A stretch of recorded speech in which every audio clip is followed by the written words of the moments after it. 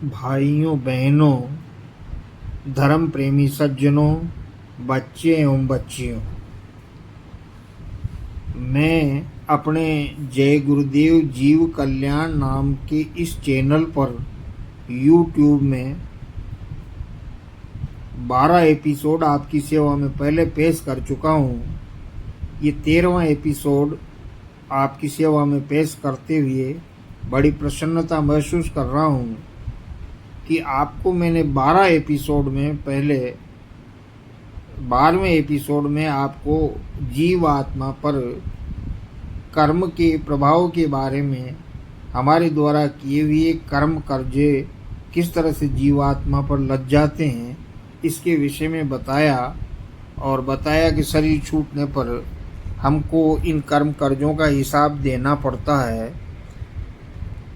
तो आज 23 अगस्त 2025 को ये 13वां एपिसोड आपके समक्ष कर्म कर्जे के विषय में पेश है कि महाभारत के युद्ध में असंख्य लोगों का वध करके पाप का भागी बनकर राज्य सुख भोगने से अर्जुन ने साफ मना कर दिया था।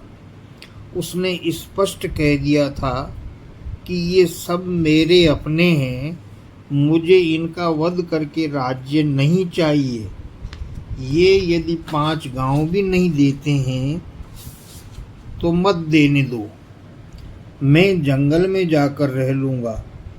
श्री कृष्ण ने उसे अपना विराट रूप दिखाकर समझाया कि तू मेरे निमित्त कर्म कर और इस तरह से तू किए हुए कर्मों से पाप का भागी नहीं बनेगा। तुझ मनुष्य में कर्म लिप्त नहीं होंगे। अर्जुन ने श्री कृष्ण की बात मानकर शस्त्र उठाया। उस युद्ध में असंख्य लोग मारे गए, पांडवों की जीत हुई। जब पांडवों का अंतिम समय आया तो धर्मराज की अदालत में इनके कर्म कर्जे का हिसाब किया गया। धर्मराज ने अर्जुन, भीम, नकुल, सहदेव को बहुत सारे मनुष्यों की हत्या का पाप चढ़ने के कारण नरक में डालने का आदेश दिया। अकेले युधिष्ठिर को नरक दिखाते हुए स्वर्ग में लाने का आदेश हुआ था। नरक में अपने चारों भाइयों को देख युधिष्ठिर बहुत दुखी हुए। ये सभी पांडव भगवान कृष्ण के अनन्य भक्त एवं मित्र थे और इनके विषय की ये उक्त सभी बातें शास्त्रों में वर्णित है, जिन्हें अधिकांश व्यक्ति कहते सुनते पाए जाते हैं। कृष्ण भगवान के भक्तों के विषय में एक और दूसरा उदाहरण सुदामा जी का भी देख लीजिए। सुदामा जी कृष्ण भगवान के बचपन के सहपाठी सखा थे, जो अपनी गरीबी से विशेष परेशान थे। अत्यधिक वेदना युक्त असह्य गरीबी थी। इनकी गरीबी से व्यथित होकर एक दिन कृष्ण भगवान ने अपनी बांसुरी बजाना शुरू किया। बांसुरी से निकलते हुए वेदना के स्वरों को सुनकर रुक्मणी जी श्री कृष्ण से पूछती है कि आप आज बड़े दुखी लग रहे हो, क्या बात है? कृष्ण भगवान कहते हैं कि मेरा भक्त इस समय अपनी गरीबी के कारण बहुत ही दुखी हो रहा है, मैं उसी के दुख से दुखी हूँ। उन्होंने रुक्मणी जी को सुदामा जी को दिखाया, जो अपनी फटी हुई लंगोटी सी रहे थे। फिर घर की दुर्दशा दिखाई, जिसमें पकाने हेतु चावल की व्यवस्था भी नहीं थी। रुक्मणी जी ये सब देखकर श्री कृष्ण से कहती है कि जब आप त्रिलोकी के मालिक हैं तो इनकी गरीबी मिटा क्यों नहीं देते? कृष्ण भगवान कहते हैं कि मैं यही नहीं कर सकता। रुक्मणी जी कहती है क्यों नहीं कर सकते? कृष्ण भगवान कहते हैं ये ब्रह्म ज्ञानी है, इसे मोक्ष चाहिए। ये अपने पूर्व जन्म के पापों का भुगतान अपनी गरीबी के द्वारा कर रहा है। अब इसे मैं अगर संपत्ति दे देता हूँ तो इसका नया प्रारब्ध शुरू हो जाएगा। रुक्मणी जी पूछती है सुख का भी? कृष्ण भगवान कहते हैं हाँ, सुख का भी। सुख और दुख दोनों का भुगतान यही करना पड़ता है।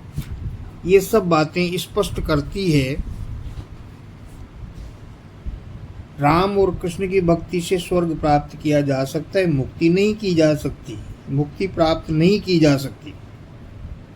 अगर कोई ये सोचे कि मैं दान और पुण्य के आधार पर मुक्ति प्राप्त कर लूँगा तो इसके लिए भी शास्त्रों में सैकड़ों उदाहरण मिल जाएंगे, जिनका मुक्ति के विषय में झूठा प्रचार तो हुआ है परंतु वास्तव में मुक्ति नहीं मिली।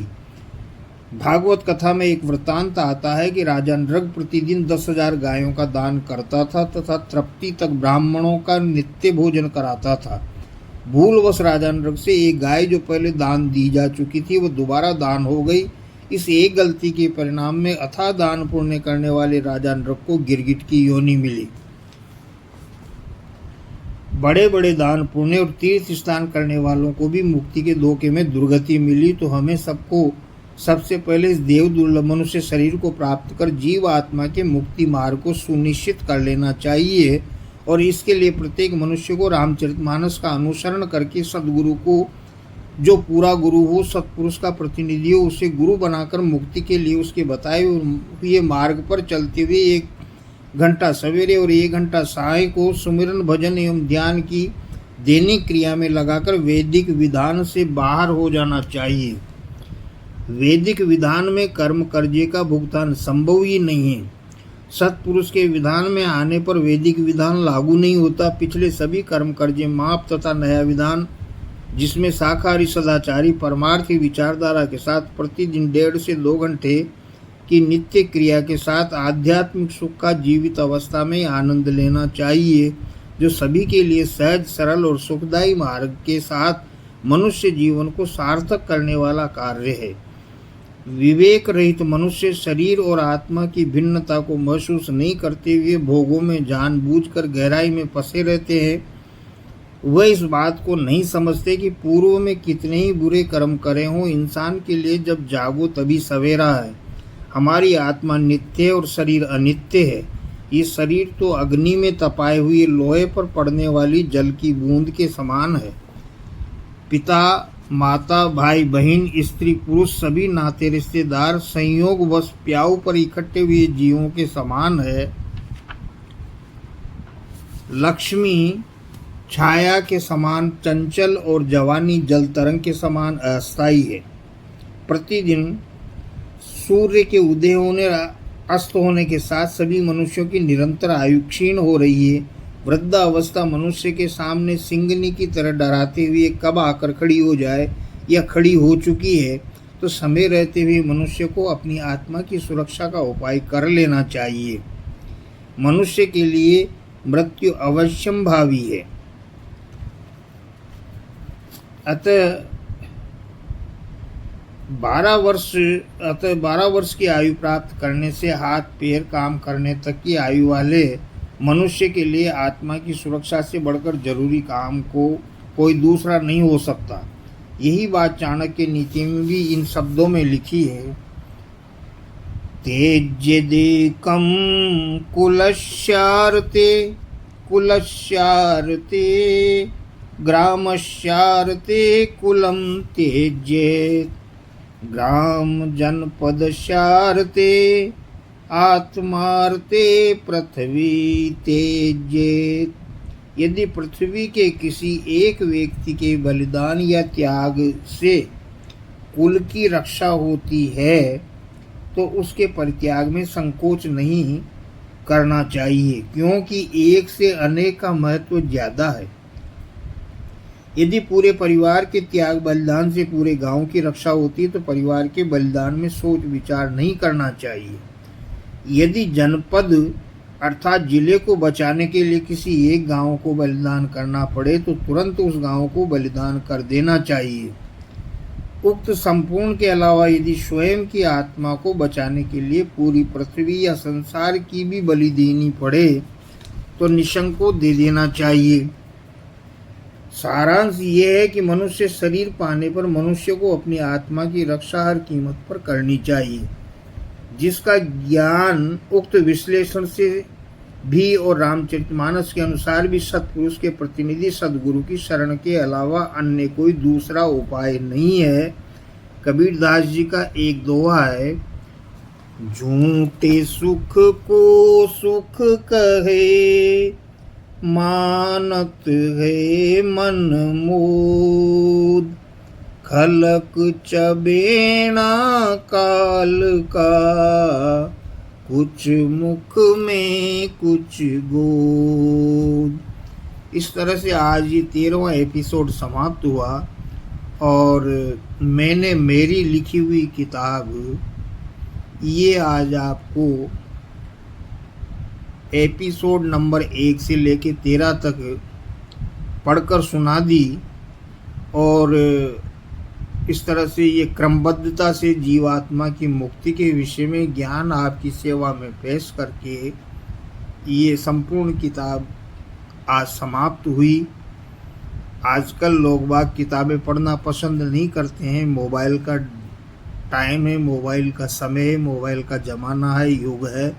अतः मैंने मोबाइल पर यूट्यूब पर ये अपनी लिखी हुई किताब को क्रमबद्धता से आप मुक्ति के ज्ञान की आपको जानकारी देने के लिए पेश किया है।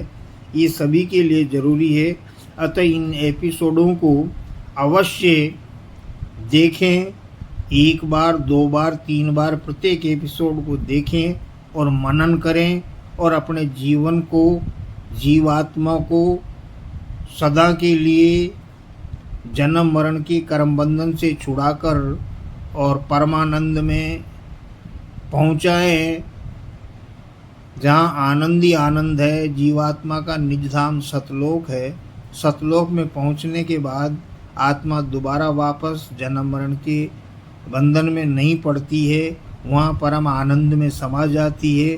अतः ये प्रत्येक व्यक्ति के लिए सोचने और विचारने की बात है। अपने जीवन को सार्थक करने हेतु ये महत्वपूर्ण बातें शास्त्र सम्मत रामचरितमानस आदि से उदाहरण दे करके इन एपिसोडों में मैंने आपके समक्ष पेश की है। आप कृपया मेरे इन एपिसोडों को लाइक करें, चैनल को सब्सक्राइब करें। ये आपके लिए 1 सेकंड का काम है, लेकिन इससे मुझे बहुत प्रोत्साहन मिलेगा। धन्यवाद।